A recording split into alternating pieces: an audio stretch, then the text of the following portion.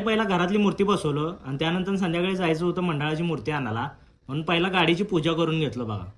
नारळ तेन फोडला आणि आम्ही सगळी निघालो कुंभाराकडे. आता ना भावानं बघल तिकडे तुम्हाला नुसता डॉल्बीचं स्ट्रक्चरच दिसत होतं आणि पब्लिक पण ढीग होतं बघा. नुसता कान गच्च कार्यक्रम होता.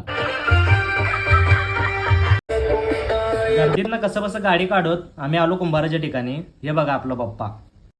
बाप्पाच्या मूर्तीला हार घातला आणि सगळ्यात पहिला आरती करून घेतलो बघा. आरती झाल्यावर मूर्ती उचलली आणि शिस्तात गाडीत नेऊन ठेवली आणि आम्ही निघालो घराकडे. कमानीतून बाप्पांची मिरवणूक होती आणि मिरवणुकीला ढोल ताशे आणि लेझिम होतं बघा.